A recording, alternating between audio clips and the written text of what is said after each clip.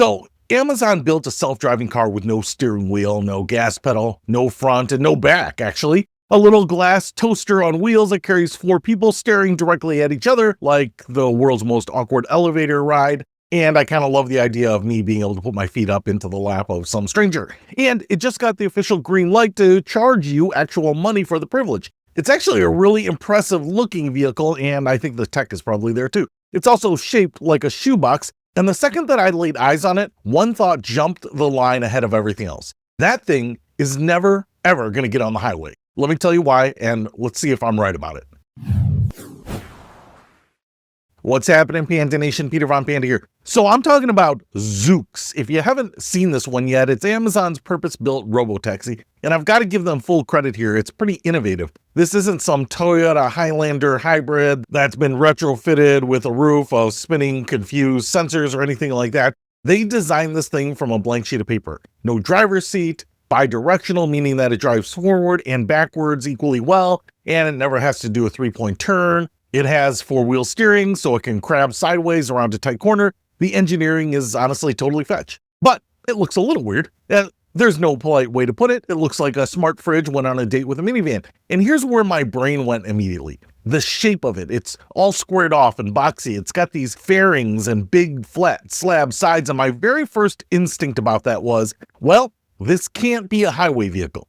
Now, it's not that you can't have a boxy car. You absolutely can, and there are some that go on the road. But when you take a squared off shape and you stack it with flat sides and put it at highway speeds, you're basically arm wrestling physics the whole time. Let me explain a little bit, because this is the actual fun part. Somewhere around 40 or 45 miles an hour, aerodynamics quietly becomes the main thing your motor is fighting. Beyond that, who cares? But push a big flat box up to 70 miles an hour, and you're basically shoving a wall through the air the entire time. It's like sticking your hand out the car window with your palm flat instead of knife edged. You feel that shove in your arm versus not really feeling it that much. Now, make the whole side of the vehicle flat, and that just turns into a sail. A crosswind rolls in and nudges you sideways, and it gets worse. When a fully loaded semi blows past you on the next lane at 75 miles an hour, it hurls a whole wall of turbulent air right at your door. A long, low, sleek car barely flinches, but a tall, flat box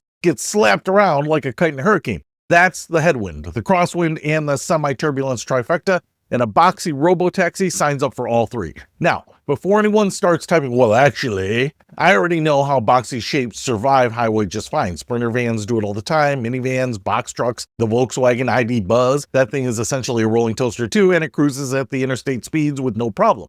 So the boxy shape by itself is not an automatic deal breaker. Boxes can hit highway speeds, fair enough. But that's exactly what got me curious about the real question. How fast can the current Zoox even go? And more importantly, how fast is it actually allowed to go in the wild? So I dug into it, and it turns out that it has a top speed. And that number they engineered the thing for is 75 miles an hour. On paper, sure, that's highway legal. But here's the part that tells you everything. In actual service, right now, it basically never breaks 45 miles an hour. It's geofenced into a dense downtown pocket, the Las Vegas Strip, chunks of San Francisco, like the Mission, surface streets, stoplights, pedestrians, slow crawl and go city stuff. And that's not some limitation they're embarrassed about. That is the entire mission. Zoox didn't accidentally build a highway cruiser that got stuck downtown. They built a city vehicle on purpose, and they gave it just enough top end to merge and keep up if it ever has to. So this loops right back to the big one. If Zoox or anybody ever gets serious about robotaxis doing real highway runs someday,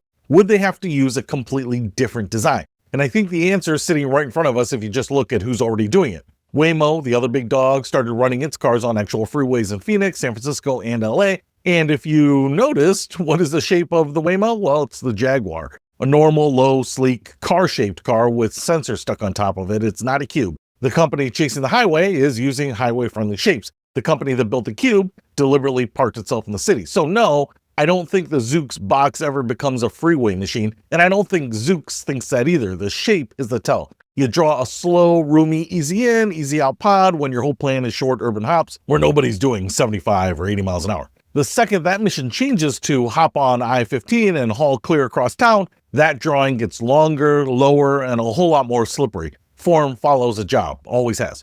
So, would you even climb into one of these? No steering wheel, no front, no back, just you and three total strangers staring at each other, licking your lips, maybe giving each other the raised eyebrows and wink wink. Some people are going to absolutely love that. I know, I would. Excuse.